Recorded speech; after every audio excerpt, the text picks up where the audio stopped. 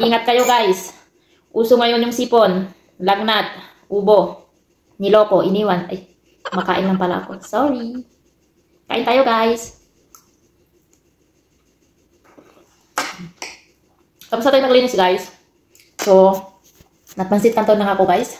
Tapos mag-black coffee tayo. Ayan. Hinihintay ko lang yung dalawang alaga ko. Pero mamaya pa yung darating mga 12. So, hindi pa din ako nakapagluto ng ano nila. Pang lunch nila. French fries lang naman ang lulutuin ko. So, may kubos tayo dito guys. Ito yung pambansang pagkain ng mga OFW guys. Pero may mga kababayan din tayo dito na hindi kumakain ng ganyan.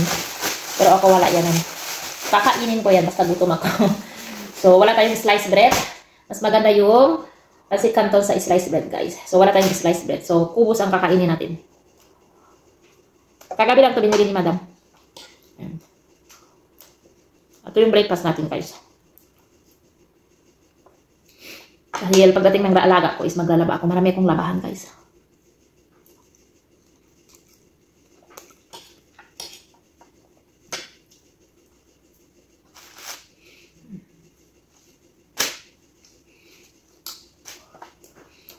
Buti pa singkatan pa kami guys.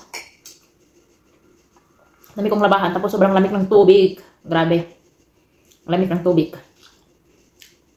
Ay minsan lang ako naglalaba kapag tambakan na yung labahan ko. Dahil sobrang lamig ng tubig. Walang heater yung tubig namin sa taas sa third floor.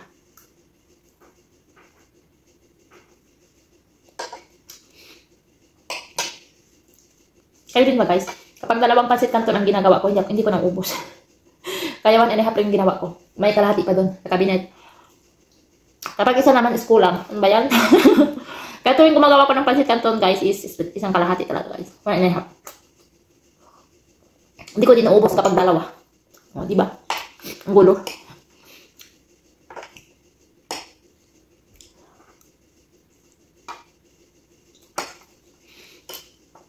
Malapit na Ramadan guys.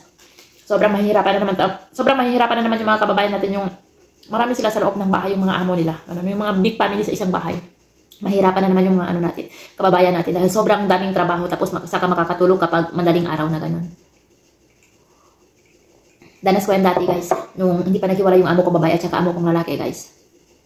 Tapos yung lahat ng mga anak ng amo kong lalaki is nandito sa amin. Danas ko yan. Saka ako makakatulog kapag 3 AM ganun or 4 AM ganun. Saka ako natatapos yung trabaho ko sa kusina. Ganun. Hindi naman ako nagluluto guys. So kahit hindi ako yung nagluluto guys, pero kailangan kong hintayin pagkatapos nila kumain guys. Dahil maglilinis pa tayo ng kusina, ganun maghuhugas. Ganun sila dito guys. Sobrang nakakapagod kapag Ramadan talaga.